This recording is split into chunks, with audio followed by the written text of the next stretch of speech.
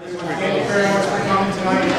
I am going to call to order the special town meeting for Tuesday, April 23rd, 2024. This is to vote on some issues that we've had in front of us for a while. The Board of Selectmen has been trying to aggregate all of these so that we only have one town meeting and only incur to spend one time. So hopefully we can do this quickly. You all have your ballots before you, so we can call the meeting to order, and the first order of business is to choose a moderator for said meeting. Anyone have any nominations? I'd like to nominate Warren Barton as moderator. I second. Okay, so hold on. So Kathy Palazzi nominated, and Dave Castanian was the second. Sorry, I would have had it. I would have got it. All right. Any further nominations? Any other nominations? Okay, Wally. Thank you very much. Wally's in charge. Oh boy.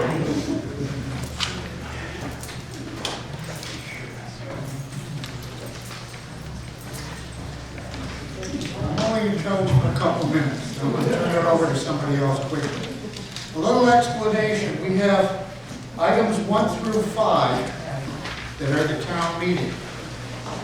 After we've completed item 5, we will recess the town meeting and move into a public hearing for item 6, which is the 3 ordinances. After those are taken care of, we'll reconvene the meeting so we can adjourn at the end. Because the room is so full, and if any of you have never been in this room for a meeting, it's tough to hear without a microphone. So if you please come up to speak, you're called up. All right, we'll move along now. Item 2, see if the town will approve a boundary line agreement between the King family on Vernon Brook Road and the town. Here.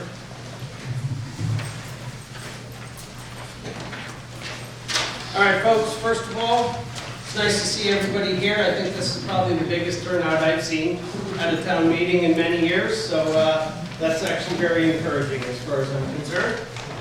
So, obviously, first thing we did was elect a moderator, and here's the agenda. So, we're going to talk about 2 boundary line agreements, then we're going to talk about a steep grant, the purchase of a roadside mower for public works, and then the potential adoption of 3 ordinances. So that's what's on the agenda for today.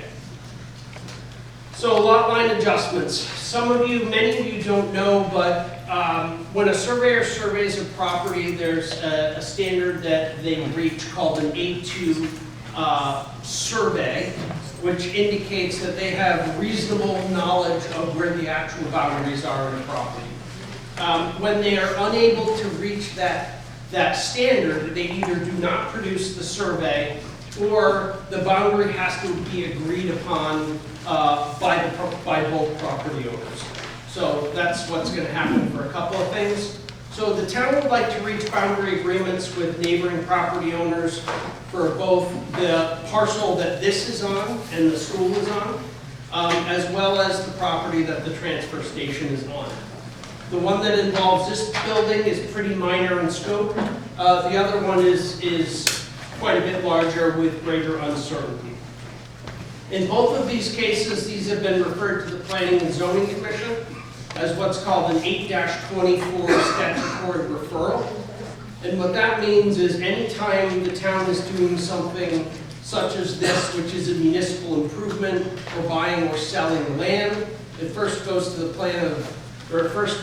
Planning and Zoning Commission, and they have to make a determination whether it is or is not consistent with the planning documents in the town, namely the Plan of Conservation and Development. These were referred to the Planning and Zoning Commission, and they did approve both. Okay, so the first one, and I apologize, the laser pointer on this doesn't show up on the screen.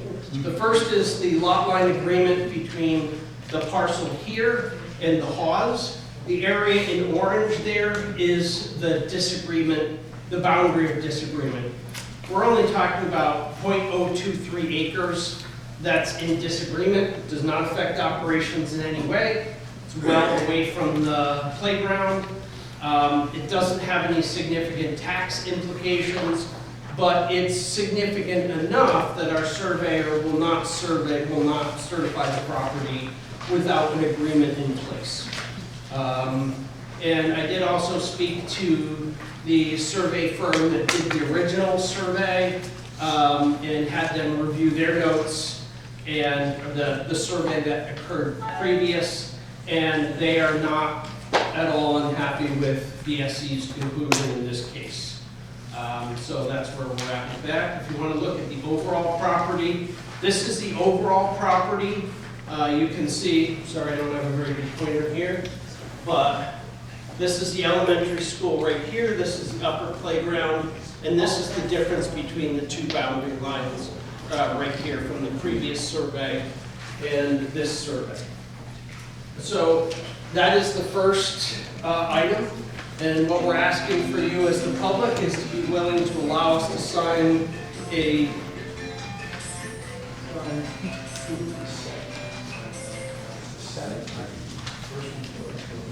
what? The first one, we're gonna work on. Oops. Sorry. Just go do them all together. Well, I'll go through that one next. But ultimately, this is the large property. Again, it's a very small fraction of the total site that's in dispute, but it is enough to prevent us from doing an A2 survey on the property. Would you like a motion for each one? I will, but according to Wally, I'm out of order, so we'll go to the one I should have gone to first Okay. before I made my slides. And then we'll come back to this one. So the second one is a proposed lot line agreement between the town of Andover. This is the parcel that the Andover transfer station is on, and the property that's owned by the King family. Again, in this case, there's a pretty large discrepancy between the deeds along one of the boundaries of the town-owned land. And so an A2 survey is not possible without the boundary line agreement.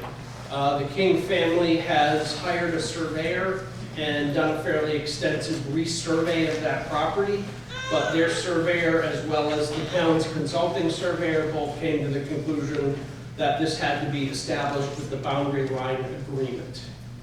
At the same time, this will transfer a 1 acre piece of land that is clearly currently King's property to the town of Andover, and it's a little sliver between Burnap Brook Road and Burnap Brook along the rail trail.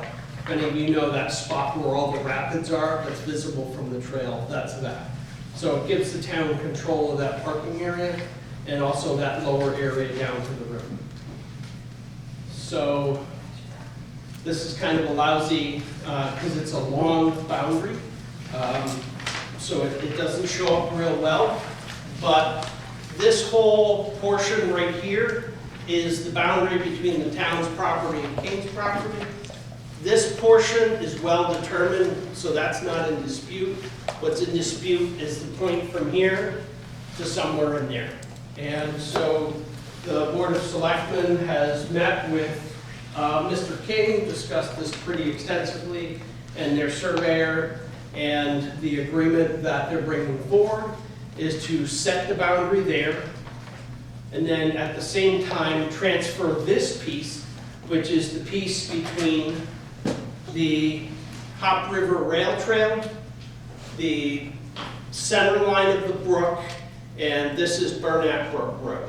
So it's kind of a two-part deal. It would be a lot line agreement and also an agreement to transfer that property from the, from Mr. King to the town. So that's the basis of item number 1, which is the boundary line agreement. Questions? Is that strip a very steep bank down the brook? Which strip? Part that the town will take. There is, it's hard to see without a picture, but it is walkable down to the river there. It is a common river access that a lot of residents go to and use, even though it is posted private property at the moment. This is also a property the Planning and Zoning Commission has gone after in the past and tried to buy, but was unsuccessful with the previous owner. So in this case, we're getting it as part of the boundary line agreement. Other questions? How's Mr. King feel about this? Mr. King, how do you feel about it? I feel it's a, it straightens out a boundary line issue that's been hanging over the town for quite a while. It gives the town probably one of the nicest parts of the brook for their use and enjoyment in perpetuity, and I think it's a win-win for everyone. In addition, for some reason, my lot, which is kind of a little notch taken out of his property, is currently located in the wrong spot. I'm hoping that this will correct that issue. So if you look at the town's deed, our deed has the town owning the majority of your land, including the land where your house lot is. But we accept that's probably not correct. And we're not, part of the reason we didn't bring you into this discussion and make it a three-way discussion is we knew all along we were not going to try to ascertain ownership of your property or your house. That's next year. Eric, if I may, David, we've already done the work, we've spent the money, we've had an A2 survey done, and actually identified the boundaries properly, and the maps are with the town, and if we can agree to this, they'll get filed, and all the work's been done for you. Perfect, thank you. You could go back to the other, Which one? the one that showed the parking area. And, yeah, just to expand a little bit on Eric's answer for that, this area right here is where people park. There's room for 4 or 5 cars there. It's flat and level, and then there is kind of an unofficial trail that leads down to the brook. There's lots of flat rocks. So some of it is steep, and a lot of it is walkable, and some of it that the town is acquiring is parkable. So we're voting on the 2 boundary lines, not just the one. Oh, we're gonna do this one first, then we'll go back to the first one. That was my error for No, making the the 2 slide boundary lines up. for this one property. We're changing 2 boundary. Yes. As part of this agreement, we will do this, oops, sorry. This orange line will be established as the boundary line agreement. And then the town will acquire this parcel by deed as part of that same process. So they'll be done in conjunction with each other. Presuming you all agree. Mr. Kent. Can we speak in favor or opposed, or can we say something like that, or is that a different time frame? I think you can state your support or opposition as you so choose. Well, I'd like to support this arrangement with the King property owner, especially to support this transfer of this property. I don't know if people have used the rail trail, but I've been using it for over 35 years, running, cycling, walking the dog, etc. Of the 20.5 miles length of the Hump River Trail, this is, in my opinion, and for many others I've talked to, the most beautiful portion of the rail trail, going off the trail. It is absolutely gorgeous. We've had access to it for a number of years, and recently the signs went up that this would be a great way to allow us, as voted in perpetuity, to continue to have the right to use this property, and I hopefully advocate for the historical commission to put a plaque there in the future to talk about the history of that area, the rail trail, as well as Mr. Burnett, etc. So I'm in favor of this. Thank you. Okay, I need a motion to have the town approve the boundary line agreement between the King family on Burnett Brook and the town. So moved. Okay, all right. Is that it, Carol? Can I read it for a second? There are motions, so if you guys don't mind, we'll do this.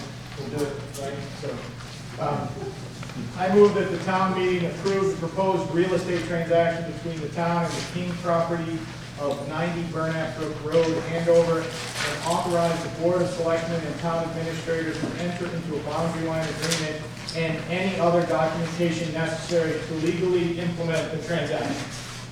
Dave, you got a second there? Okay. When you came in, you got all kinds of ballots. This is official ballot number 1. You mark your ballot, you'll come around and collect the ballot.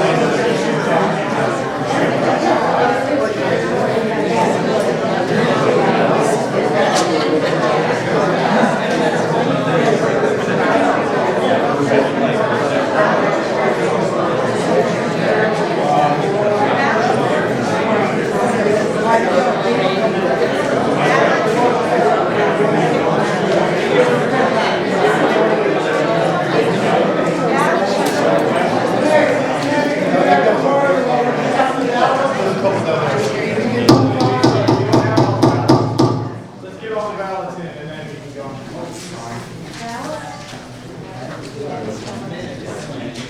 Remember, you're only doing ballot number 1 right now. Number 1. You're handing in other ballots right now. They're not going to count.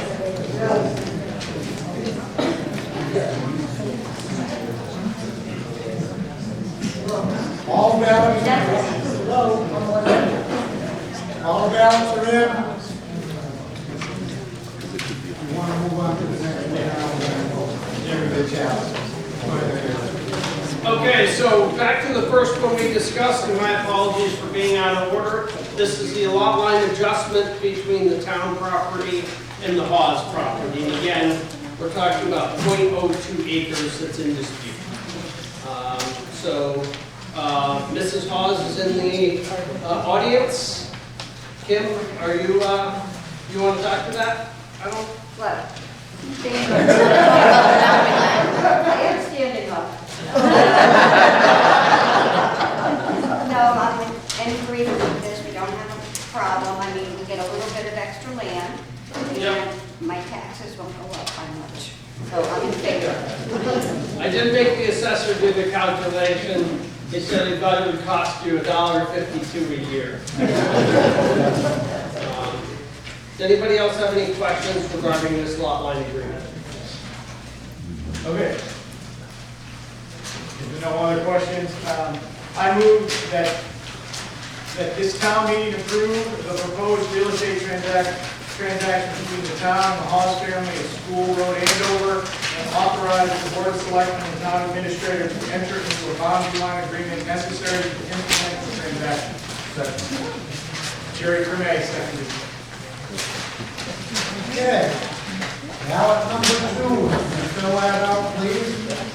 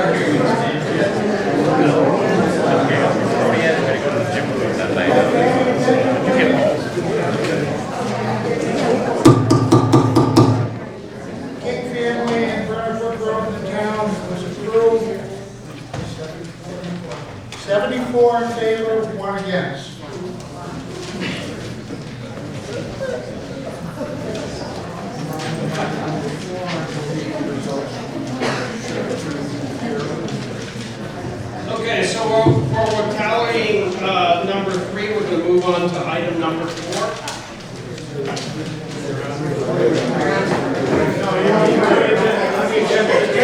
The agenda is for votes.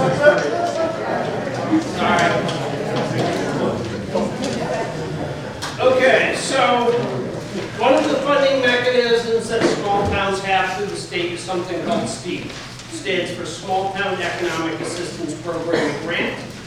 The town applied for and received a grant in this last round of submissions, which we were notified back in September.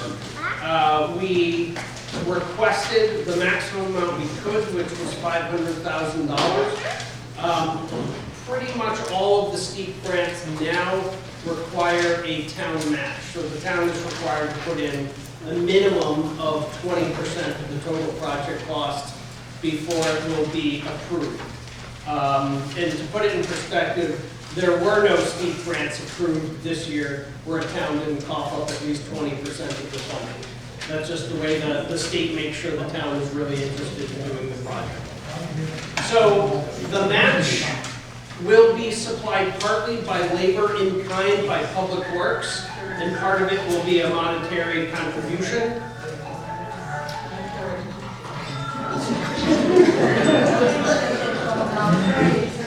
Eric, what's the split? Not that over. So, to be honest, I don't know. And the reason I don't know is the commission hasn't gotten to the point of final plans. So what the Board of Selectmen did was impanel a group to come up with how to best use the funds that the town has. So I'm about to turn this over to Mike Russo, who will walk you through what that commission wants to do. Can I interrupt you for 1 minute? Sure.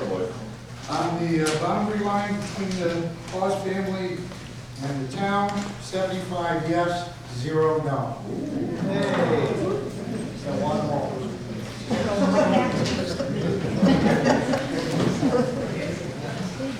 Thank you, everybody. My name is Mike Russo, and I am the co-chair of the Veterans Memorial Field Improvement Committee. So we, as Eric said, we received the STEAP grant in September of 2023, and our committee was formed in January of this year. So we've about 7 active people in the committee and a couple alternates to get to 11 folks on that meet bi-weekly right now, bi-weekly right now. So every 2 weeks we're meeting right here in this town room, going over discussions about what we can do with this grant, STEAP grant that we received, and really focusing on improving the recreation facility down at the field. So years ago, we all had a STEAP grant when we built a great soccer field and a walking track that gets used quite regularly in town. This next focus of phase 2 is looking to add pickleball courts, an accessible playscape and pavilion area, parking and security lighting to support the increase in recreational needs of the community. As Eric said, we have a STEAP grant, and we're looking to a municipal match of $150,000 for the project. Right now, so far, we've been working with to address the engineering needs. We've also been meeting with vendors, researching the playscape and pickleball requirements that other towns have built, and also what we're going to need here in our town. The committee has also been actively going out to other communities that have pickleball courts, that have new playscapes, researching what's worked for them, what hasn't worked for them, and really focusing on what we really want to put together for the community here to really enhance the value of your community, to enhance the recreation capabilities for all people of the town, not just the soccer families, not just those with young kids, but also the senior population and those who are active with all of the aging population in town. We're targeting a spring 2025 completion of this project for approval here this evening. For those of you who don't know, pickleball is what we have here on the right. In town here, we do have an active pickleball community with over 130 members that do meet at the elementary school on a regular basis twice a week. They're in there playing pickleball on a regular basis, and it's creating quite a good social community for them. It's also creating activity and, like I said, socialization for them to have things to do here in town as well. Pickleball nationally has an 11.5% annual growth rate over the past 5 years. So this is a really rapidly growing sport in the country. Many communities are building these courts. It's tough to get access to them. So having one here in town will allow our community to have one. It also allows our folks to stay here in town. They don't have to travel other places and remain social with everyone here in our community. Did we get rid of it? Lastly, so the other thing that we're looking for, as part of our community is, we're going to be doing what's called playscape up on the berm, so between the soccer field area. The pickleball area is sort of the backside of, if you've been down Riverside Road, you continue all the way past the soccer fields. On the left side, there's a lower area. That's where the pickleball area is going to be built. Between that area, and we don't have a map of it here, between that area, there's a berm. There was an old building up there for Snack Shack for years ago for all of the soccer folks that remember that.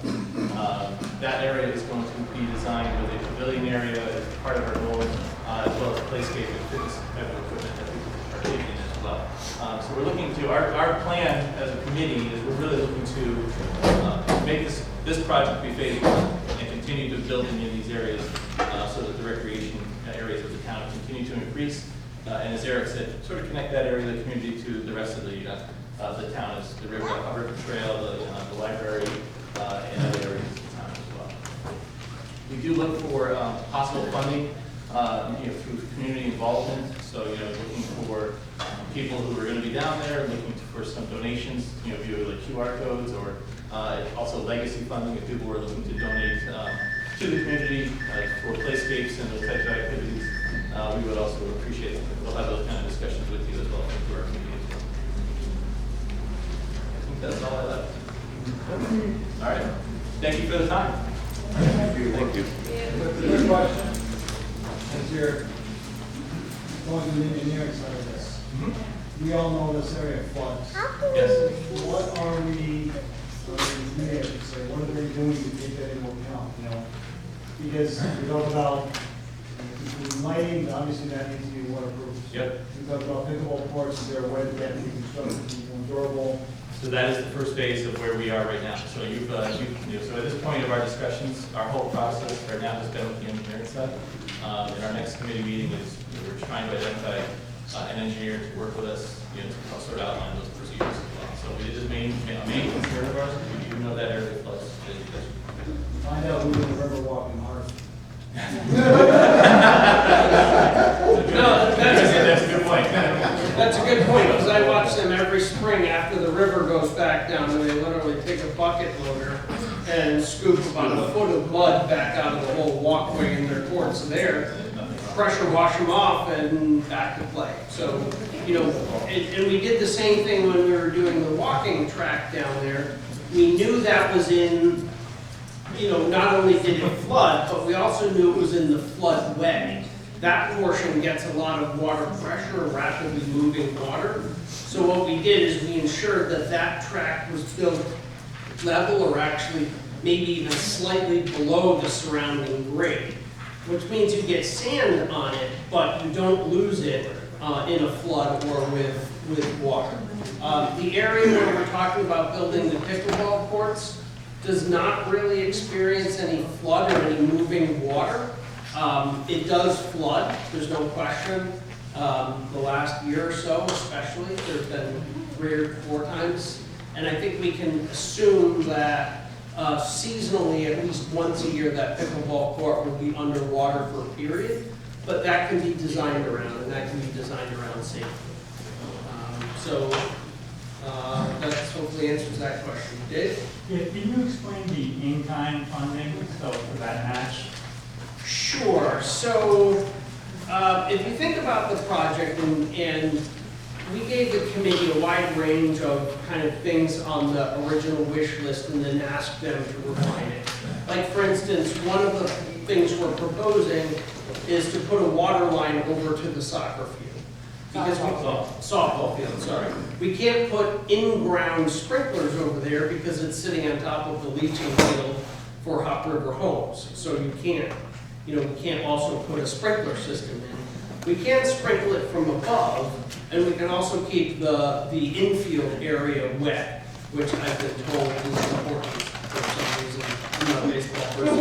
I can't tell you why, but they've expressed the desire to have water over there. So that's a perfect task that Public Works can accomplish by themselves. We can certainly do all the digging and patching. Also, we're talking about improving the rearmost parking area there.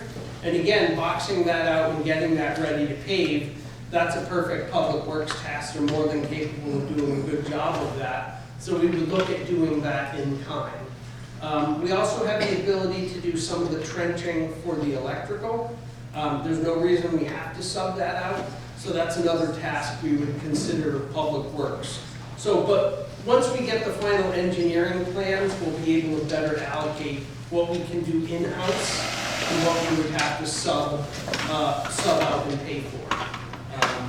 But that would mean 150 grand in cash. The value of the town's work Correct. would go towards that. Correct. Yes, I mean theoretically, if the committee is keeping track of their time, that can count towards, services in kind. Adrian? We talked about, just to be clear, I mean, I went looking for it on the town website, and I cannot find a fund balance for the fund you're talking about taking out of. Sure. And I think that, the communities know that there's enough money in there to do that. The finance has already allotted a certain amount of money out of that fund to do the finished work on the community center. Correct. So, how much is in the fund? How much is allotted already for other projects? And then what does this amount look like against that? Whether it's 100,000 or 150, I think there needs to be an explanation for that, so people can understand. Sure, so currently in the multi-use building fund, I think there's around 440,000, maybe 438, something like that, dollars that were originally saved up by the town to build the community center. We were able to build the community center up to this point using 100% federal ARPA funds, so we didn't tap that. So we have, last year at the budget, during the budget process, we made it very clear we were allocating about $135,000 of that fund to finish up the outstanding punch list for the community center. That is not changing. The only other thing at this point the town has agreed to at a meeting to spend money on was the senior transportation garage, which will be over on Center Street. And we did allocate, I think, around $75,000 for that project. I'd have to look at my notes at what was the actual approval. So we're up to 200. So we're up to 200, which leaves us more than enough to fund this current steep grant project out of money we've already had and we already put away for projects of this sort. And so people understand, as part of that punch list for finishing includes the kitchen components. So if there is a kitchen included in the community center, it's slated to be completed after the fact because of some structural things with the budgeting, but the money is already allotted and it's not affected by this, right? Yeah, that's a really good question. So our problem in completing the community center was to keep the total project under $1 million because frankly the town doesn't want to have to pay state prevailing wage rates to complete the building, because that in and of itself would have added about $300,000 onto the cost of the building without actually increasing anything in the building. Or 30%. So we chose to alter the plans to stay under that $1 million threshold and put off some other things, some other parts of the construction, even though we have the money sitting in the bank, because it's not fiscally prudent to spend an extra $300,000 to save, at most a year for the finished construction of the kitchen and then the fit out of the basement. So we have the money, it will be done. The other thing is we did put in a congressional appropriation through Murphy's office to fully fund that plus a new generator to cover all 3 buildings. So we have that application in. If we do get that, that will speed the process up a little bit. Because it will be federal funds, we will have to pay prevailing wage for that task, so there's no delay. As soon as we get the money, we can spend that. But, you know, I'm not saying we're gonna get it, I'm just saying we applied for it. So either way, we're covered. We have the money to complete the senior center and do everything we wanted to initially. We just don't have the ability to do it on day one. So does that make sense? Do you have any questions about that? You had a question about the pickleball court. You showed a picture there. Is it just one court they're putting in, 2 courts, 3 courts? I mean, No, what they're looking at doing is putting in 3 courts with fencing and lighting, and then another paved area that would be useful that they could put basketball hoops up, but outside the pickleball. We were originally looking at having the pickleball courts and then having basketball hoops between the courts on the sides, but we were concerned that there'd be conflicts between different groups who wanted to use it at the same time. So the committee looks like they're proposing just a larger paved area and a separate area for a couple of basketball hoops so kids can get out and play hoops. So along with the $150,000, we also are going to be on the look for 2 permanent recreation maintenance positions. 2 permanent recreation positions? It says the project will create 2 permanent jobs for recreation and maintenance. What is that? That's me writing a grant, Don. We're not about to hire two full-time recreation staff. That satisfies your mind. Okay. Other questions?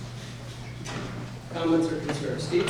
Yeah, I just want to speak in favor of something like this because we don't have a ton of stuff for young families to do in this town. They're constantly going to Columbia or Coventry or Hebron to go on playscapes or whatever. I mean, to me, there's a great deal of value in something like this for our town because we don't currently have a lot of access to recreation the way it's set up. So I just wanted to make sure everybody understands that us, Andover as a community, needs stuff like this. Yeah, and this kind of fits into what the town has been looking at. You know, if you look back at the last plan of conservation and development, one of the goals was to kind of make this town interconnected and allow more access for recreation for all ages. And this is part of that. This also dovetails into the fact that we're replacing the bridge at Long Hill. And as soon as that is done, the sidewalk will be extended down to the field for free as part of the bridge replacement. And the bridge is free, as Jeff points out. We did get that 100% funded between the state and federal government, so that was quite a nice thing. And then right up the street from that are the improvements in front of the library and the new crosswalk at Long Hill. That all total was about a $450,000 project. Between a signalized project we talked the state into doing with the light, as well as a DOT community connectivity grant. And then as you continue down the trail and head up towards this location, we had requested money from the state legislature to do a study of how to connect this area down to the rail trail and then down to the ball fields.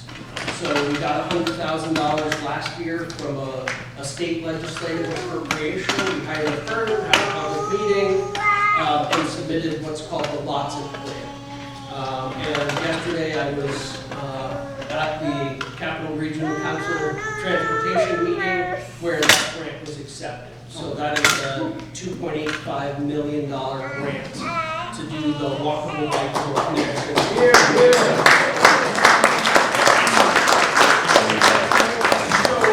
So what we're trying to do is, grant fund as much as we can, Some of these grants require matches, some don't. Obviously, wherever possible, we fund this 100%, but not everything can be funded 100%. Sometimes the taxpayers have to kick in a little bit. But in the future, you should be able to walk and ride back and forth between here and the school and town hall complex, and community center will be walkable and bikeable down to the athletic fields, and we'll have play for all age groups there. At least that's our goal. Any other questions, since I'm a little long-winded? You're asking for 155, correct? Correct. So that's 30% of the grant. Well- It's just one more ballot, so just to clarify before we have a motion to that effect. So, but the whole project, we estimated was gonna be about $650,000. So, it's actually somewhere around 130,000 would be exactly 20%. But since when we originally did the cost estimates on what we had planned on doing originally, it looked like we were gonna struggle to bring it in for $650,000. We chose that. So we had a realistic budget. Now, the committee has changed the priorities a little bit about what we were originally planning on doing, as committees often do. So now we should be able to bring it in slightly less than that, but it will be roughly that amount. So I have a question. So the total grant from the state will be, steep grant is $500,000. Correct. 20% funding is $500,000. But we're asking the community that we may exceed that to some extent. Correct. Oh, I just wanted to second what Steve said over there, and I look forward to it, and I fully support this project, and thank you to the committee for all your hard work, volunteering. I appreciate it.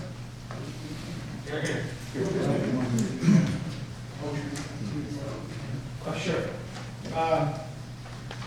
I move that this town meeting approve the town's application and receipt of a steep grant of $500,000 from the state of Connecticut for improvements to Veterans Memorial Field, including authorization of the state's requirement for a town match not to exceed $150,000, to be provided both monetarily and in kind by labor provided by the Department of Public Works. Second. Robert Hamburger. Okay. And you're back to the ballot. Ballot number 3. Have a great night.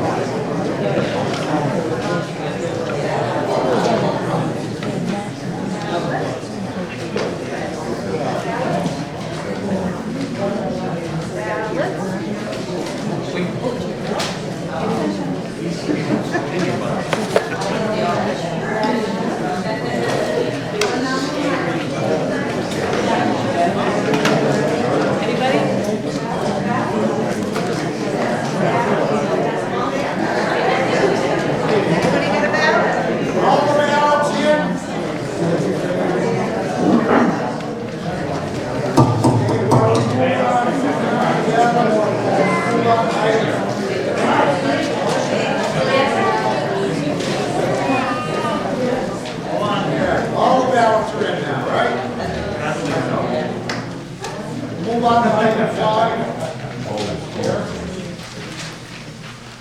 Okay, so we're on to item number 5, and that's to see whether the public will authorize the town to purchase, actually lease to purchase, a replacement for our existing roadside mower. So this would be a 5-year lease, and because it's a lease, it requires approval at a town meeting, hence the reason we're here. So what we're looking at doing is they have, the local dealer has an in-stock unit they've been using for a while as a demonstration. So So we can get it around $11,000 cheaper and without waiting 300 days for it to be supplied if the town agrees to it. We would be purchasing this through Sourcewell, which is a government cooperative bidding process. And for those of you who don't know, this is what a roadside mower is. So this is what's called a boom flail. In other words, you have a fairly large mower, a fairly long articulating arm, so you can reach over guardrails, you can mow in swales, and this is the primary thing that we mow the sides of roads and sight lines in the town of Andover with. So I'm going to go through this, and then I'm going to bring up the Public Works Foreman, Jay Tuttle, who will answer any of your questions. None of you can read this, it's too small, my apologies, but we're going to put all this on one. But in 2018, the town embarked on an equipment modernization program for Public Works, because frankly, we hadn't put any money in Public Works in years. And if you look at all the last column on the first spreadsheet, all those things in red, those numbers, those are pieces of equipment that are past their normal service life, which was most things in the department. So the average age of heavy equipment we had in Public Works at the time was right about 30 years old. They still had like a 52-year-old bulldozer at Public Works. So recognizing that, you know, we weren't going to just go out and buy them all new equipment, we put together a plan that would go in over a period of 15 years to modernize the department so that they can function and actually maintain the roads that we have. So that was on the left was the original list of equipment we had in the ages, and on the right-hand side was the 15-year plan for farming capital. So we're now 6 years into that, and you can see there's not a whole lot of red on that last column on the first side. Most things are green. Green is something that is less than halfway through its expected life. So we've come a long way. We're slowing down now quite a bit the rate at which we purchase. We were able to use quite a bit of unexpended fund balance to kind of jump the gun and get a bunch of critical pieces of equipment. So now we're in a rotation where every 5 years we're buying a new plow truck. And then we're buying the equipment as listed there. So the next up, if you looked on our original request, 6 years ago, we had forecast in either 25 or 26 purchasing the roadside mower. But one of the things we do is just because somebody gets a piece of equipment gets to the end of its expected life, we don't necessarily get rid of it. That just means that's when we start evaluating it on a yearly basis to say, is it smarter to keep using and maintaining this, or is it smarter to get a new one, because it's mostly depreciated. And we've got to the point that the roadside mower, if we're going to keep it, is going to need a fair bit of money put in to replace some of the heads and bearings and other things. So now I'm going to introduce Jay Tuttle. He's the chair of the foreman / supervisor for Public Works, and he can probably answer any questions you can about the equipment itself. And I'd be happy to answer any questions you had about financing. We're in that part. While you're still there. Just to let you know, on the steep grant, 69 yes, 7 no. Pass.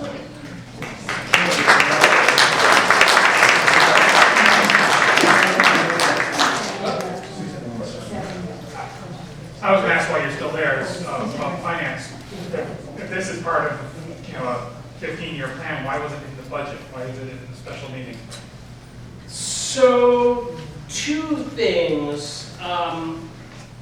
One, individual pieces. So every year we sock away about $125,000 a year for capital equipment for Public Works. So for the most part, we stay within that, and we spend money we already have. But some pieces of equipment are expensive enough that we're going to leverage that over multiple years. So the question becomes, do we save up money for 3 years and then buy it, or do we buy it now? But if we don't buy it now, then we have to spend a fair amount of money to get our current piece, maintained in good operating condition. So we felt in this case, it was more cost effective to buy it now than to push that out. So does that answer your question? Because you're leasing it, so you could have put it in the budget as a lease agreement, and it would have been voted on as part of that, and then it would have gone through, just like we did with the loader years ago. That is correct, Adrian. The reason why, and Eric isn't explaining it exactly right, is this piece of equipment, we couldn't get this piece of equipment at this price. If we didn't do this now, and it's the only reason we're coming to public meeting, if we didn't do it now, we were not going to be able to obtain that piece of equipment until potentially later on down the road. It could have gone into next year's budget, we were planning on it, but it's such a better value to purchase it now, so we decided to bring it to public meeting. But that's also not true, because if you go 2 weeks out from now, we have a town meeting, right? Yeah. And we're gonna vote on budget, and then it's gonna go in May. We wouldn't have the money. But once you approve the budget, you could have paid it out of the the capital fund that's already there. That makes your first payment, that gets you it, and then in July, you got the money because it got approved at town meeting. When did we have to buy it before? It was before the July 1st. So can I help assist on that answer? So part of this is the piece of equipment is available now. There's a lot of towns lobbying for money from their own towns to purchase it. There's one unit in stock. Just for numbers' sake, it's a $200,000 piece of equipment. After July 1, if whoever buys it, then the rest, everybody else is out, and now that piece of equipment increases by $15,000, thereabouts, and it's a 300-day at least before the unit comes in, plus the value, the resale value of our existing unit. So we may lose that. So to sell our existing unit, we're looking to try to get around $15,000 to $20,000 on that unit at resale. How much is in a capital improvement for that? You mean cash on hand? How much is in the fund? In the fund? Not a lot. Certainly less than one year's lease payment by far. So you're saying you don't have 47,000? No, we don't. Sure. Just a clarifying question, are we leasing it to own it eventually? Yeah. Or are we Yeah, that's a really good question. Yeah, we're gonna own this at the end of this. It's just all the government stuff says lease, even though, we're gonna own this piece of equipment. It's not like a car, we're not gonna trade it, give it back at the end of 5 years, that's for sure. So Jay, how much maintenance or repairs need to be done this year approximately? So if we were to keep the machine, so we definitely know we need a new mower head. The mower head is about $22,000. And our secondary mower head, which is our axe head, which does heavier brush, the arbor on the head, the structure of it's in decent shape, but the arbor on that's bent. That's about $7,000, $7,500 just to replace that. So we know we got that. And then as far as any other maintenance, we are consistently welding the framework, that mount that's on the tractor. It's fatigued, it's been welded many, many times.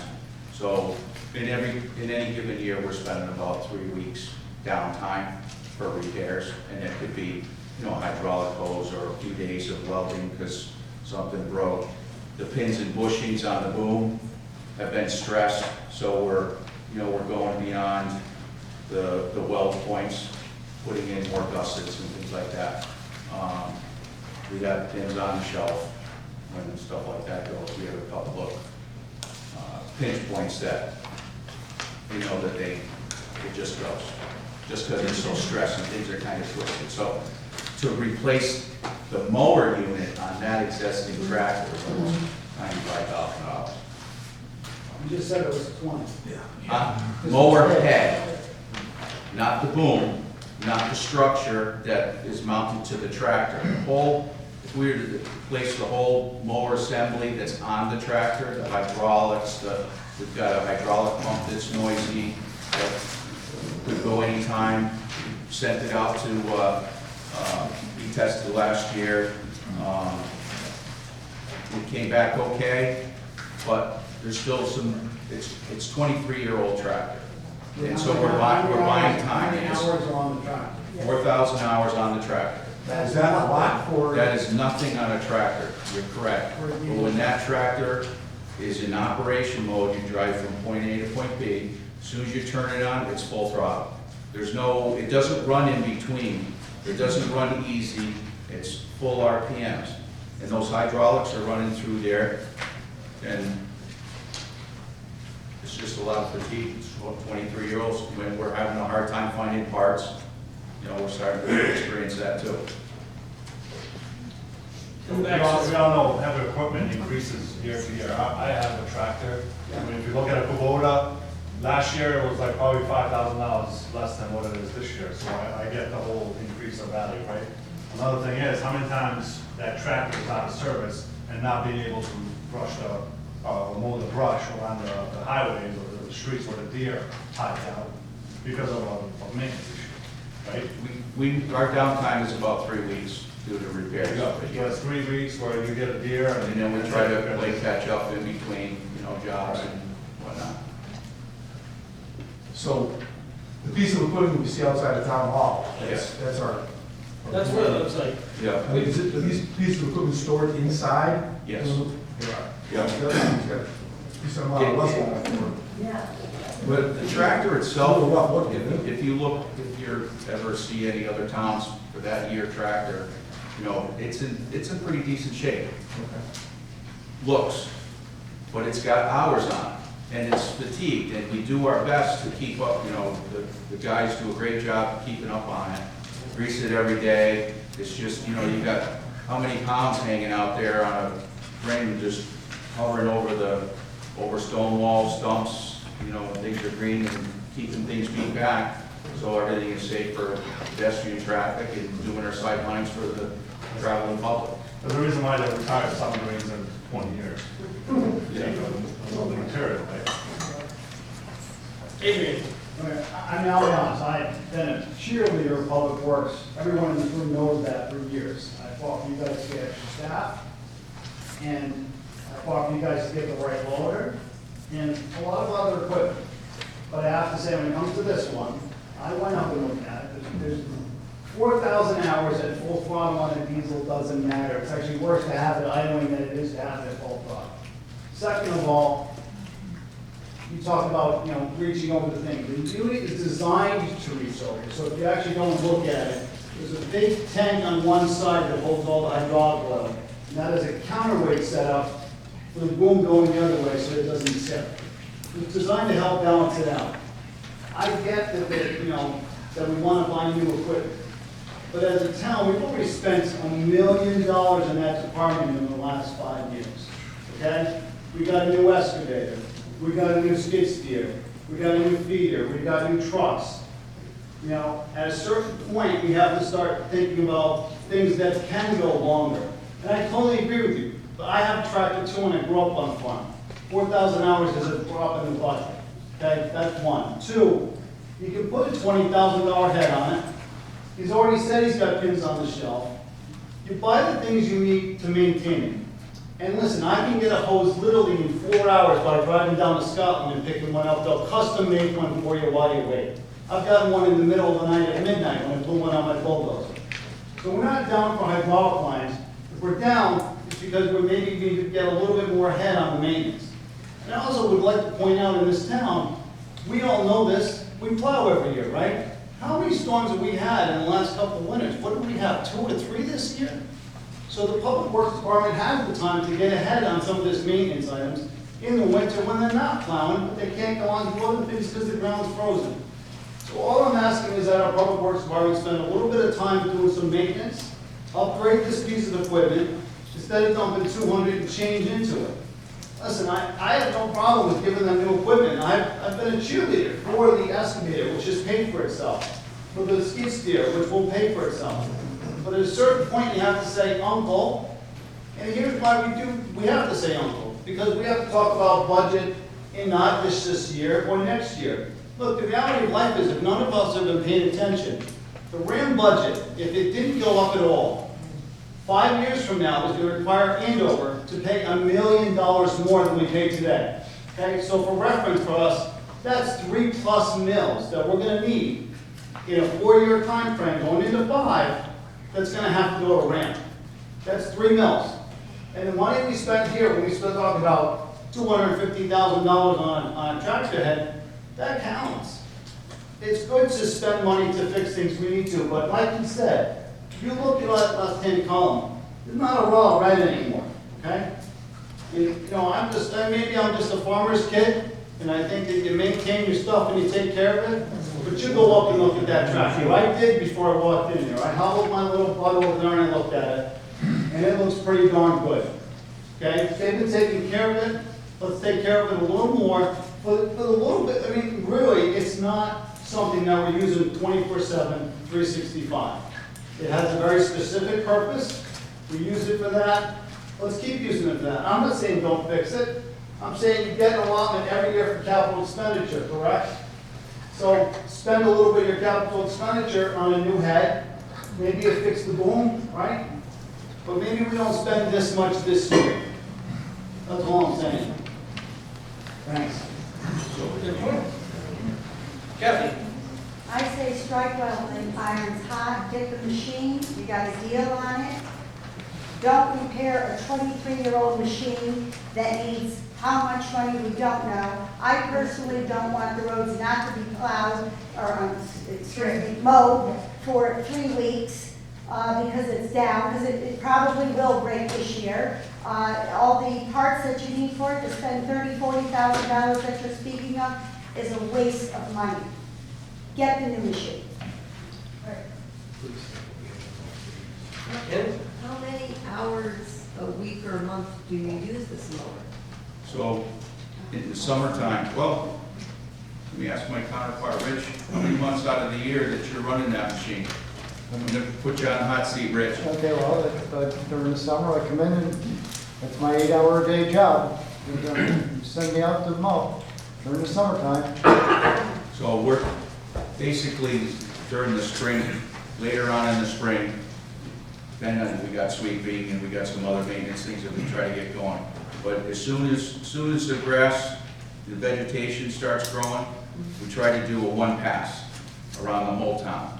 And then we do sidelines. And that's the part that we maintain throughout pretty much the whole summer.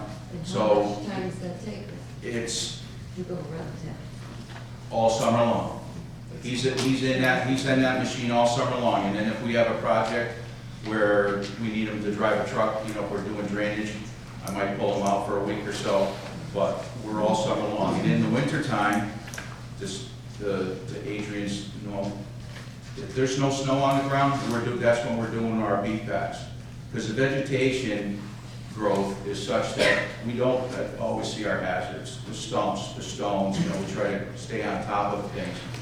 But when the greenery goes back in the fall, now we're going back and doing our beat backs. We're getting a second, 2, 3 passes to keep that vegetation beat back. So to put exact hours onto it, it's all the time. It's a lot of time that they're on. And we pretty much dedicate one guy all season long. And he's filled in person for other work that somebody's out. We take him out of the machine. If you sit there and divide it out, you got 4,000 hours, 23 years, it comes out to about 20 hours a month, just so we're on the same page. That's 9 months of the year month. Well, just the comment that you made here, Adrian, a few years ago, about $1 million more for the school. How are we going to afford a new tractor? We'll get a hit for a huge school bill in a few years. So they get an allotment, what have we been doing, about $125,000 a year, give or take, towards equipment.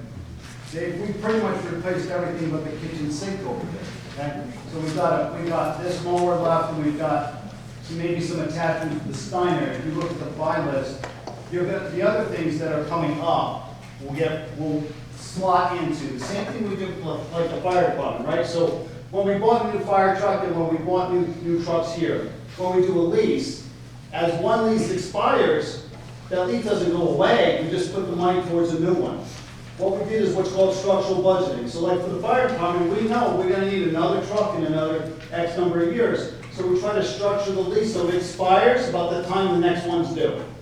So we could take the 125 that we've been allotting for that. If you don't have a lot left to buy, start putting a little bit aside for that. So we can buy this, if you spend $20,000 on a head now, and a little bit of money, we can buy a tractor in another 4 years with taking some of that money and putting it aside from the public works fund. I mean, there's more than one way to skin this cat. I just feel like we've thrown enough money at this department. We've got to be a little bit more fiscally responsible as we go for it, that's all. Everybody has their own opinion. You vote for it, but I just want us to know what all of our options are, that's all. Sure. Mr. King, you were next. I was just gonna follow up on Adrian's comment that the math just didn't seem right. A 22-year-old tractor with 4,000 hours operating all summer long doesn't add up to 4,000. So part of that is because the town used to operate with a much smaller crew. When I took over as an administrator, the town annually budgeted somewhere around $3,000, between $3,000 and $5,000, depending on the year, to hire a part-time person to mow. So when the money ran out, we stopped mowing. So we're putting more hours on it per year now than we were historically, but that is just because we've added employees to the department. And so now we have the ability to mow more. Thank you for the clarification. Yep. Joanne. I just want to appreciate everyone's perspective. As a member of the Board of Finance, we have these debates all the time. I can appreciate what Adrian brought to the table, pointing out how many things are needed in the town. And so seeing all of you here and giving us things is great. I hope the town will work to get everybody out. My own husband works on equipment like this, and his opinion on the tractor was he was surprised that we were replacing it when he could weld a few things. And I understand, Jay, that we need things, and there's just a perspective of what the priorities are. And I can appreciate what Adrian is saying, that maybe at this particular town with so many projects going on, that maybe this is the time to maybe repair something to hold us out a year or two and then start, locking the money away. Plus you mentioned that other towns could be running towards this, but it's been talked about for multiple months and it's still available. So I think everyone is, do we know that it's still available? There's one piece of equipment. It's still available right now. Right, and we've been talking about this for months and months. And part of the presentation was because it is available and it's a discounted show unit. Right. Hasn't been used other than it's shown. And I can appreciate, and buy it while there's it's a there. savings. Right. And this Yeah. machine has some value in resale. And that's the same thing we're doing with the plow truck. Does it have to be a John Deere? Can it be a Kubota? I think it's just a better machine. So there's. Wait, we don't want that to be here. Without getting into a lot of explanation, it's a different mount, they gotta do different things to the tractor, which increases price some, not a lot, but this particular tractor is a John Deere. Yeah, and also the new. And there are Kubotas out there. Yep. But I can't say for sure in this size machine. What's the warranty on the John Deere? 2 years. 2 years. So for 2 years, we're maintenance cost free. And it's on the tractor, and it's a year on the other component. Can we purchase like some kind of insurance, extended warranty or something? There are extended warranties available, and So that would be an it insurance, increases a risk reduction. Yeah, it increases the price quite a bit. It We're is. talking about another 10, 12 grand probably in warranties. because it is, it's a high maintenance machine. Yeah, What was the interest rate on that, Sam? 6.75%. So then it's not really costing 203, it's costing 203 plus. It's like Correct. $40,000. It's, the payments are 47,000 a year, plus or minus. So it's 250. Oh. 500 total, $239. 239. Yeah. Thought it was Do we 237. have money, so there's no other money anywhere that we could We waited a couple save years. or So you could take it out of unexpended fund balance, but I just think generally that's a bad, if you took it out of unexpended fund balance, then you would be taking back money that the town is putting towards next year's budget in their unexpended fund balance. So, could we do it? Yeah. Should we do it? Probably not, at least in my opinion. Jerry? Just out of curiosity, if that machine fails, what's the worst that can happen? The roadsides don't get mowed. We hire someone to mow. Yeah, We mow our own lawns in our neighborhood. We don't have, the town can do it for us. Route 6, the state should do it. And they're the ones who are responsible for Route 6. They're responsible also for 316.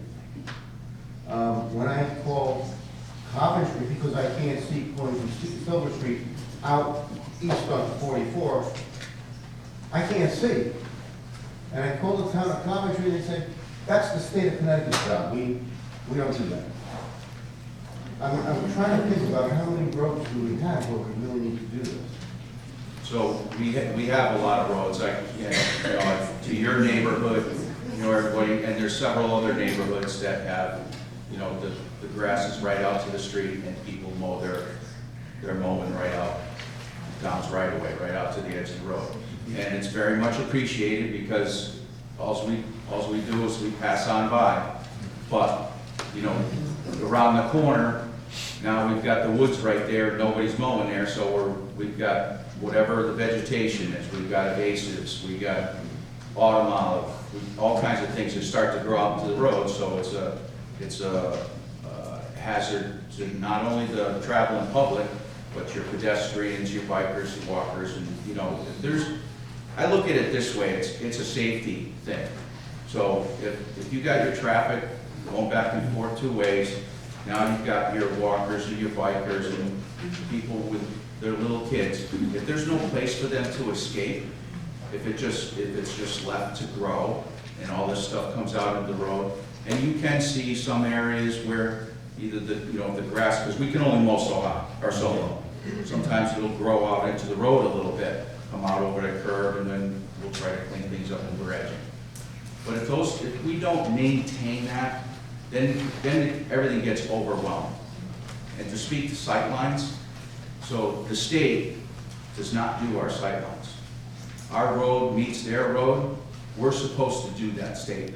Years ago, they did the sight lines. Now, they cut back just like everybody else, they pass it on to the town. So, do we do it or do we not? I look at it, well, my residents want to be able to get out onto the road and get going. So if I can do the sight line, and sometimes I'll do a little bit more, because, it's a bad corner, so I'll even go further than just around the corner. But that's what we try to do. I think about not just a few people, I think about about everybody. So, worst case scenario, if the machine did fail, it was Yeah. down for a week, 3 weeks, we could farm it out.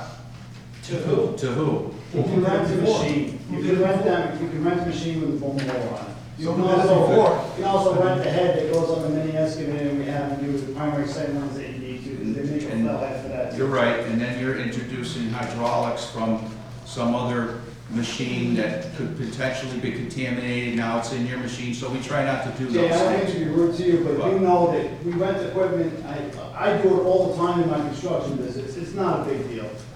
To introduce a hydraulic fluid or whatever. You do your maintenance, and you change your filters, that's not a big But deal. we don't know what the Please. next guy did. It's just a point, Adrian, Didn't you say that previously, before we had extra No. Then, you hired, you farmed out some of the. So we farmed out the operator. We hired a part-time operator summer only, but we always used our own equipment. So yeah, no, we weren't, all right.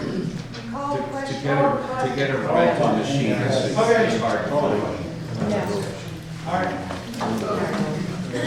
So I move that this town meeting approve the lease to own agreement by the town of a new in-stock demonstration John Deere 6119M roadside mower.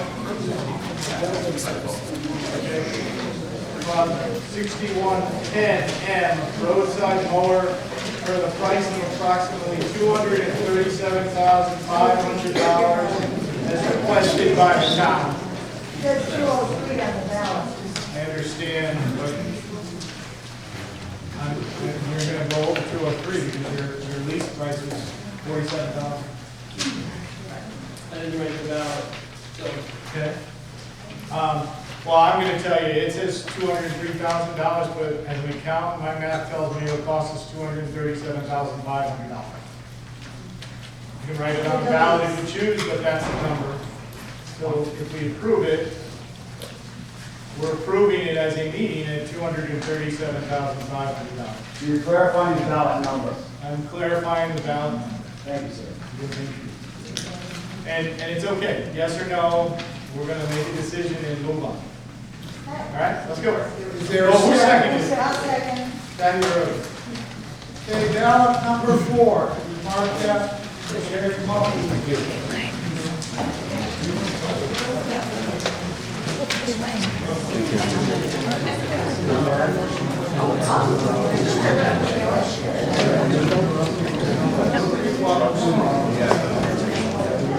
Okay. What we're going to do at this point is we'll give you the totals to count them up. We're going to recess the town meeting to move into the public hearing session, item number 6. After we complete item 6, we will call the meeting back to order to be able to adjourn the meeting. And at this point, I'm going to turn it over to the town attorney, Dennis O'Brien, to talk on the ordinances.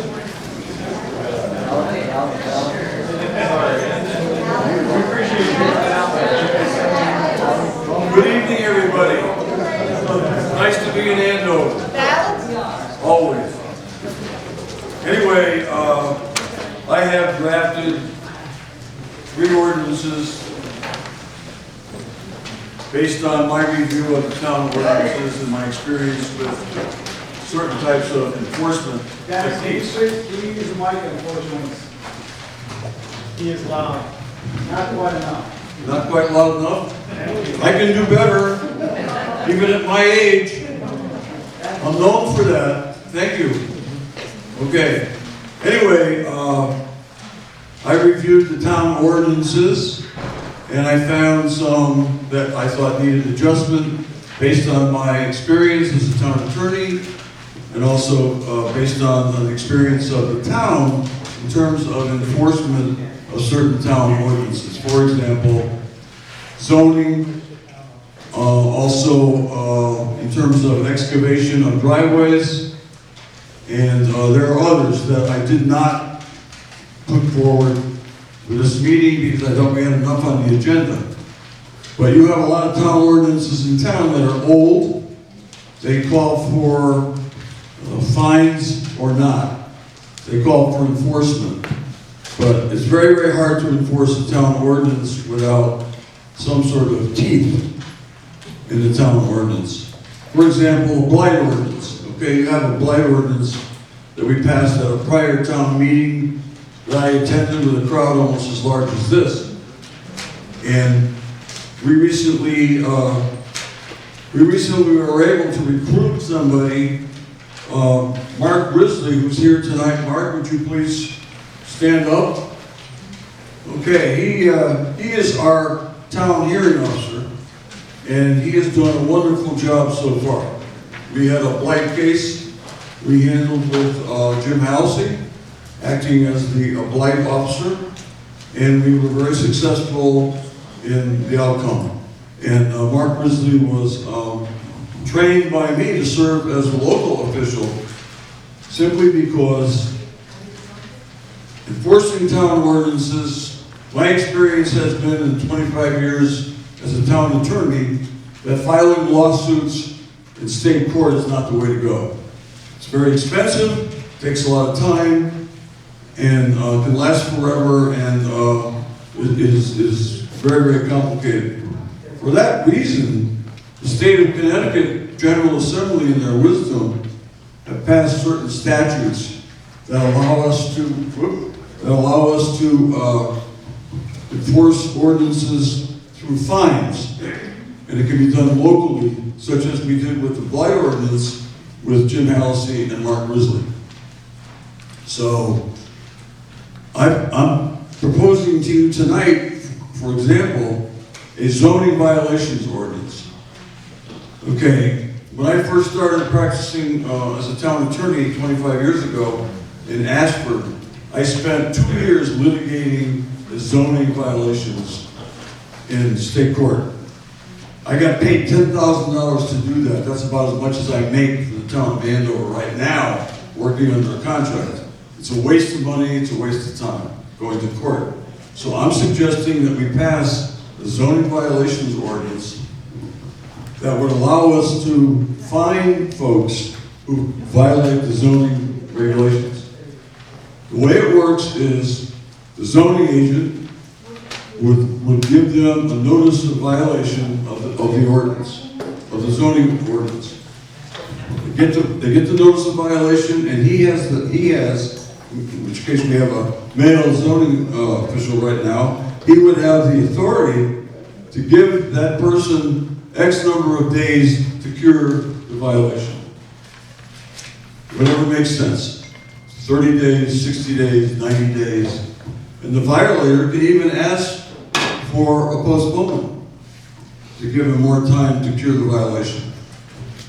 That's how it would work. And if the violation is not cured after the time given to fix it, then a fine would go into effect. And the fine would be $30 a day.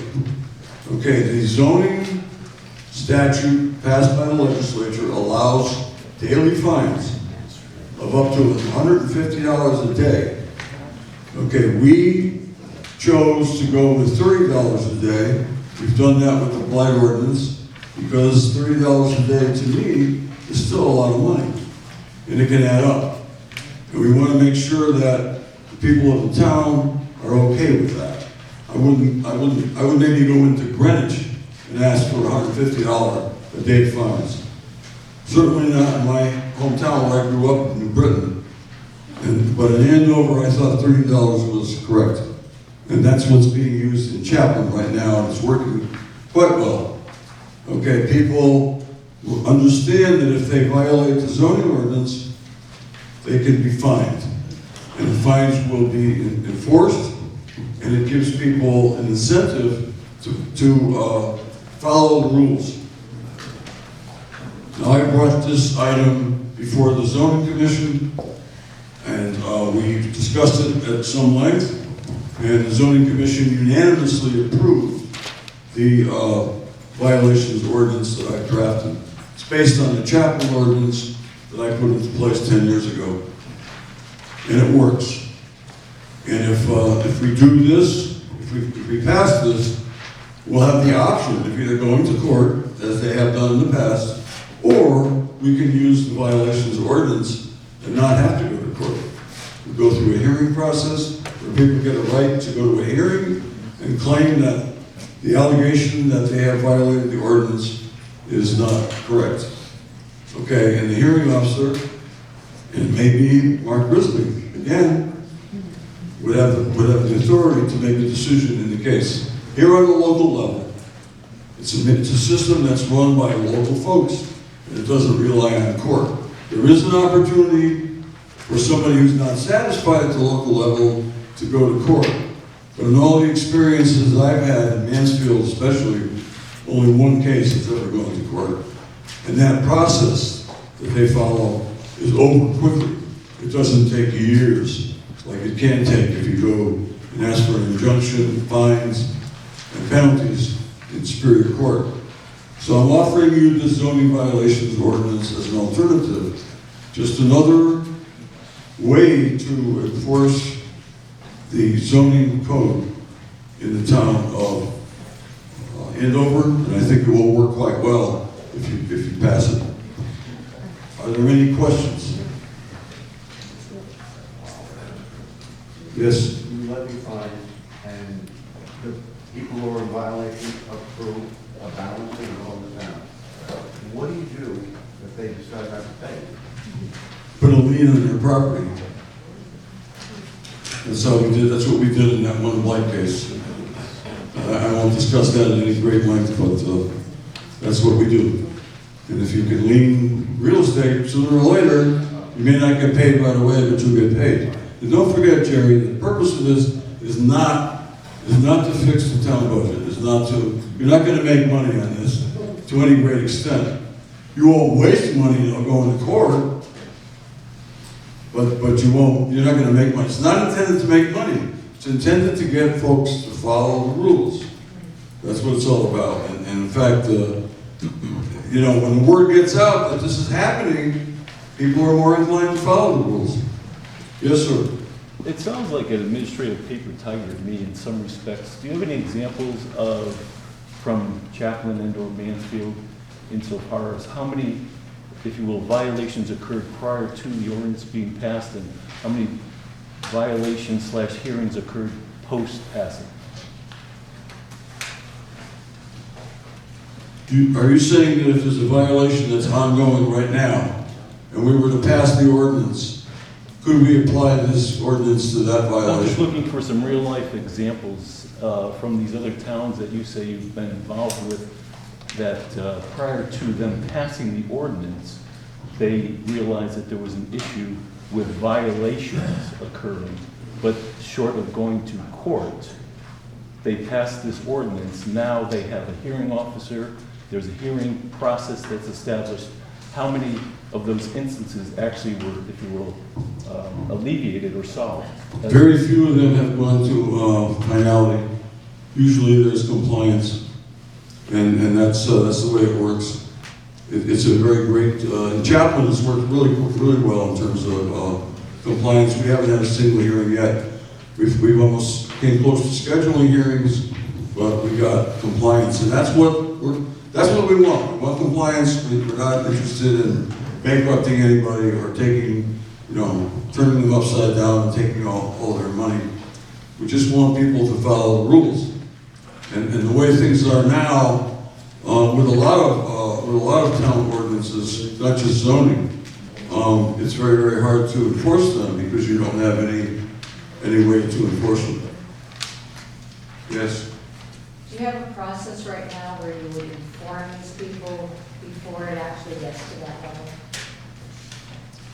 Well, the process would be in place if we passed this ordinance. I don't know what the zoning commission does exactly. I could ask Jim Hallisey or Jed Larson or some of the zoning people that are here, but I think they would issue a cease and desist order, and then in some cases they've been going to court. But if you inform them that they are in violation and they fix whatever they need to fix, you don't have to go to that level. Do you have like a process where you kind of send a letter to them saying you are currently in violation? Well, under this ordinance, they would get the zoning agent would send a notice of violation to the person, and then give them X number of days, 30, 60, 90, depending on the violation, to fix the violation. And if they didn't fix it by that date, by the deadline, then the fines would start to accumulate at $30 a day. Thank you. Thank you. Is there any mechanism to forgive fines in there if, they say, okay, I couldn't do it in time, but I did it 2 weeks later? Good question. Because in practice, there's no mechanism in there for that. But in practice, in Chaplin, what has happened is fines have accumulated to several $1,000s. And because the person who was fined has in fact cleaned up the property and alleviated and taken care of the violation, the Board of Selectmen has made a decision to cut down the amount of the fine. And that can be done. The Board of Selectmen has the power to do that. The hearing officer, Mark knows this, does not. Yes, Adrian? But wouldn't the zoning agent have the option of imposing or not imposing that fine? So the zoning agent could actually proactively say, I'm not, because they're trying to get in compliance, I'm not going to apply this fine at this point. So the zoning officer actually has the statutory authority to do that. The zoning agent under the ordinance and under the statute, as you point out, has the authority to give as much time as he or she sees fit for them to fix the violation, including postponements of the deadline. Yes, that's where their authority comes in. But once the fines start to accumulate, then it's only the Board of Selectmen that can make an arrangement with the violator. I'll just give you an example. I mean, Willimantic, which is fairly aggressive on this stuff, they can say, we're not going to fine you because you're starting compliance. So like, let's say you're not compliant yet, but you're out of compliance. So they say, we fined you for the first 10 days, but since you came in and talked to us, we're not going to put any more fines in as long as you're trying. And then a SWAT officer can do the same. And generally in town, our policy has always been, whether it was the wetlands agent or the zoning agent, it's always been to try to work with the residents. The reality is all of our officials kind of take the attitude that they work for us. They work for us. We're paying their salary. They want to help us get in compliance if there's a problem. So, I think the point is that there's a lot of leeway in option. Absolutely, there's a lot of discretion in the zoning agent, and and what the zoning agent in practice tries to work with people, and this is just a way to, in the hard cases. Yeah. And remember too, we've had a blight ordinance in place now for around 4 years. And although we've issued quite a few citations, and the zoning agent has had quite a few conversations with people about correcting issues related to blight, there's only been one case where we resorted to fines. And that was a pretty egregious case that we dealt with. So we're not going after, we don't have the manpower to go after hundreds of people anyway, nor do we want to. This is a tool to be used selectively against a few people that are really thumbing their nose at the system that we don't want to spend your tax dollars to take to court, and that's the only other real recourse. Yes, ma'am. And I would just add that offering an opportunity for teeth to be had gives the town the chance to protect people who live around blighted properties, who suffer in an unreasonable way. And I would be in support of this for that reason, because we need the town to do that for us. Thank you, Steve. I may have missed something, but for clarity, you said that you find somebody for blight. However, what's the purpose of a new ordinance that allows you to find somebody if you're already doing that? So we just offered up blight as an example where we have a process in place now. We're not talking about violations of blight. We're talking about zoning violations. We're talking about somebody that builds a structure where he had no authority to build a structure and refused to move it, who built it over the property line, who did things like that. And our only real remedy right now is the court system. And this is a much simpler remedy to get somebody to actually comply than taking them to court, because going to court is expensive. So you have a specific ordinance in place for blight that allows for fining? Yeah. Correct. Okay, got it. That's authorized by a separate statute, the blight statute. Thank you. Yes, Joanne. You answered my question. I wanted to know what examples are the big things that you're facing, so you answered it. Thank you. Thank you. Yep. Anybody else? Move to call the question. I move that this town meeting vote to enact the proposed zoning violation ordinance authorized by state law, permitting the town to fine persons who violate any town zoning regulation while providing due process protections to any alleged offender. Jerry Permet. Okay, official ballot number 5.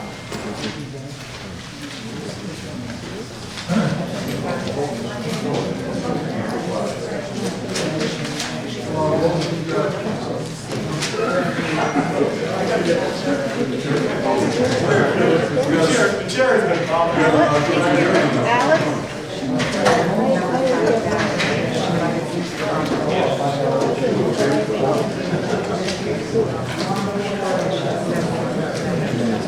Okay, for the sake of saving time, I'm going to start on the next one. The next one is an ordinance that came up because of some things that I had heard at Board of Selectmen meetings from town staff about people doing excavation in the town right-of-way, driveways mostly, without getting a permit. Okay, that's something that happens in other places I'm involved with too. And in fact, I think Chapman is looking for an ordinance like this as well. You already have 2 ordinances that cover driveways and permits and whatnot, but I took them and put them together and added some things to make it so that the Department of Public Works would have the authority, if they come upon somebody who is doing this without a permit, to issue a warning, a cease and desist immediately type warning, or else these people could be fined. Not only the contractor, but also the owner. Something that would induce people, again, to follow the town rules and regulations. And I know Jay can tell you why it's really important for people to get a permit. If you'd like. Put you on the spot. Yeah, no, that's all right.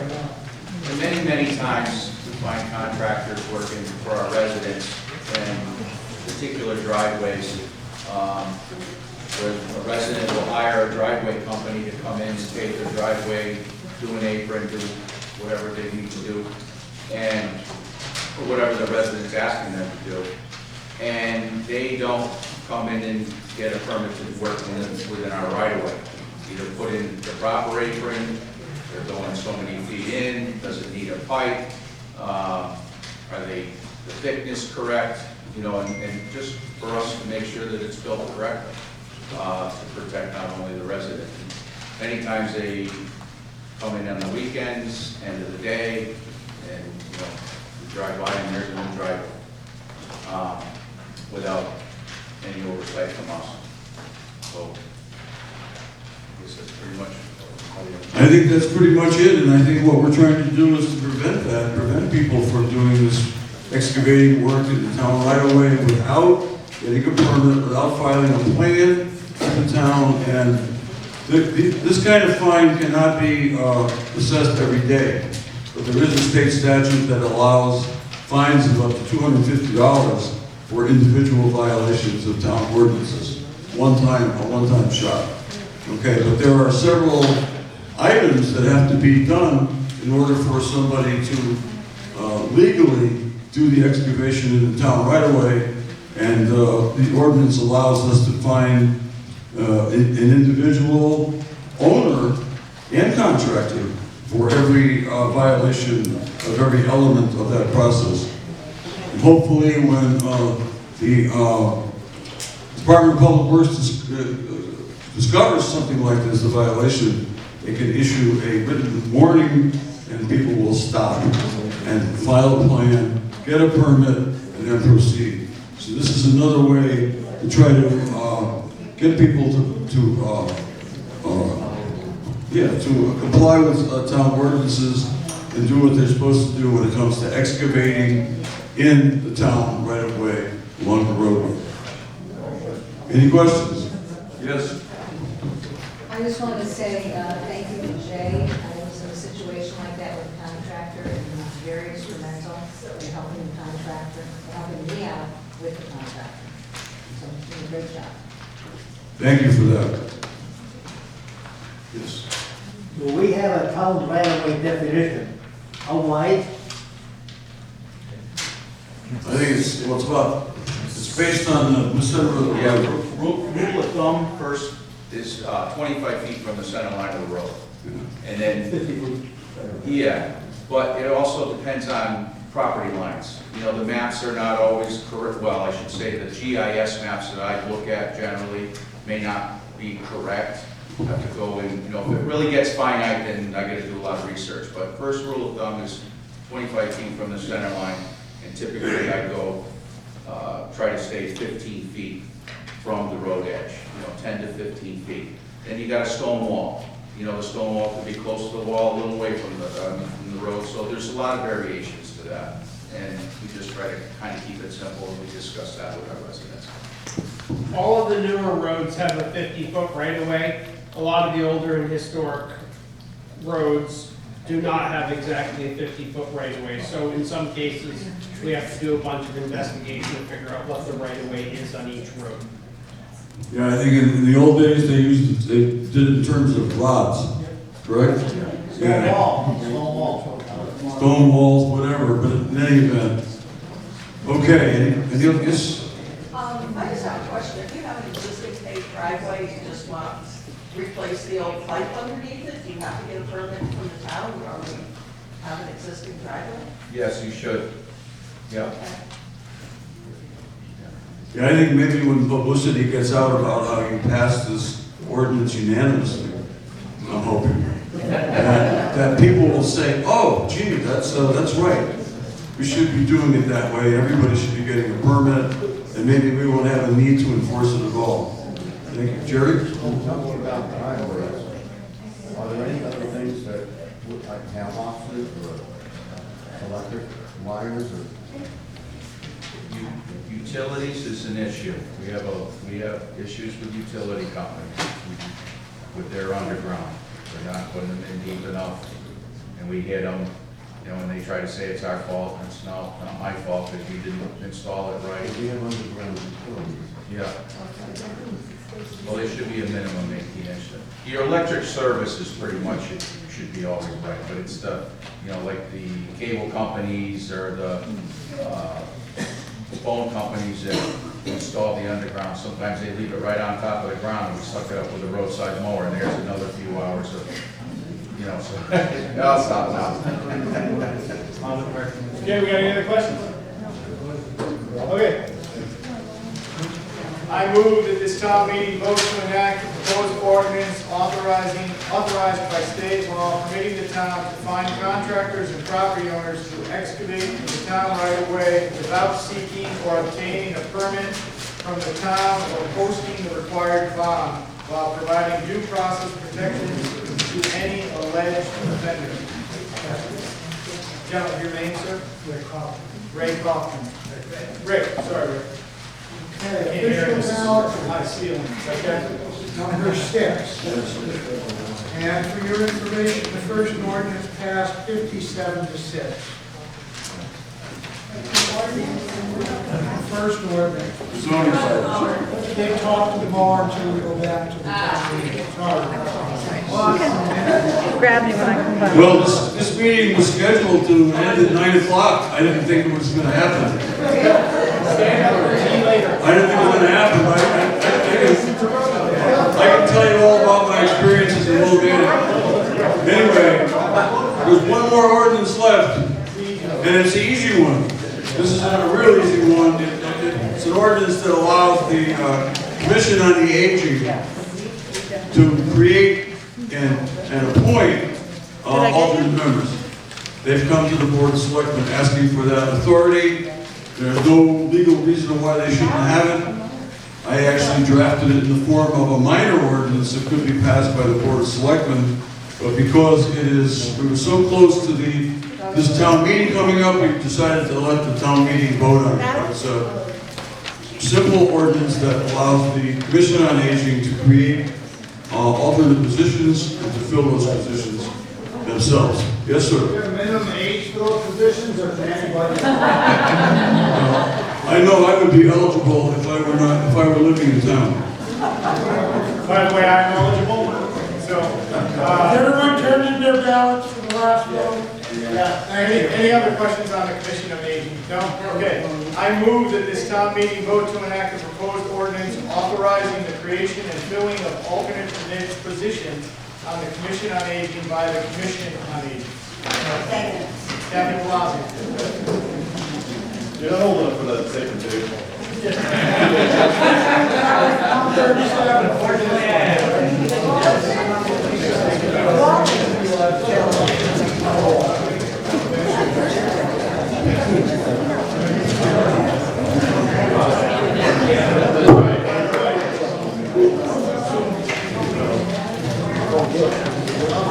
While we're waiting, I would be remiss not to tell you that there is a senior tag sale going on this Saturday, starting at what time, Captain? Senior tag sale, what time? Saturday, 9 to 2. Come get your stuff. Which used to be somebody else's stuff, but now it'll be yours.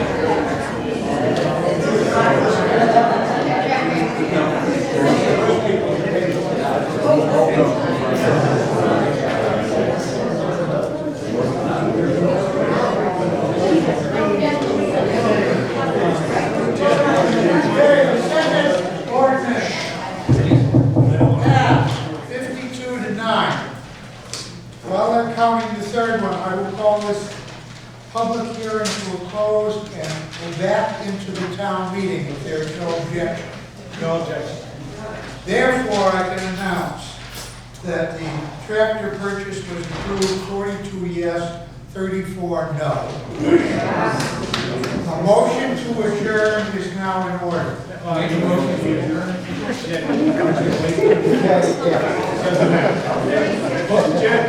Jed Larson goes to adjourn. Jared, all those in favor? Aye.